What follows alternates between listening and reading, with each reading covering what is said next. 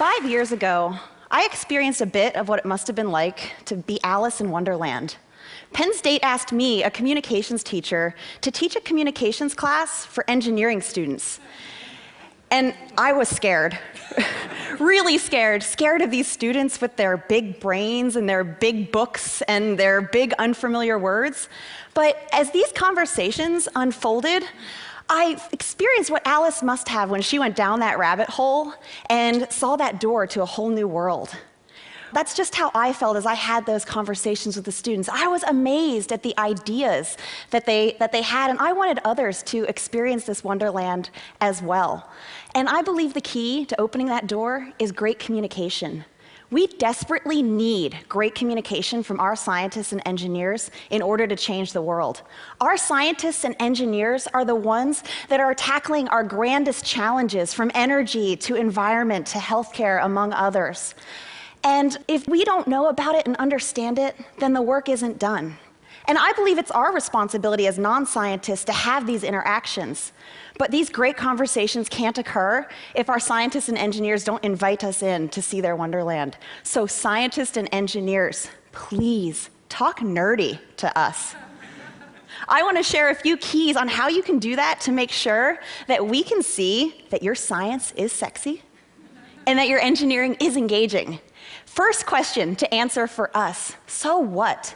Tell us why your science is relevant to us. Don't just tell me that you study trabeculae, but tell me that you study trabeculae, which is the mesh-like structure of our bones, because it's important to understanding and treating osteoporosis. And when you're describing your science, beware of jargon. Jargon is a barrier to our understanding of your ideas. Sure, you can say spatial and temporal, but why not just say space and time, which is so much more accessible to us? And making your ideas accessible is not the same as dumbing it down. Instead, as Einstein said, make everything as simple as possible, but no simpler. You can clearly communicate your science without compromising the ideas. A few things to consider are having examples, stories, and analogies. Those are ways to engage and excite us about your content. And when presenting your work, drop the bullet points. Have you ever wondered why they're called bullet points? What do bullets do? Bullets kill, and they will kill your presentation. A slide like this is not only boring, but it relies too much on the language area of our brain and causes us to become overwhelmed.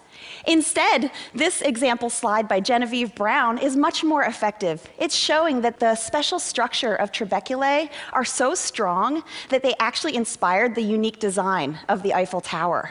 And the trick here is to use a single readable sentence that the audience can key into if they get a bit lost, and then provide visuals which appeal to our other senses and create a deeper sense of understanding of what's being described.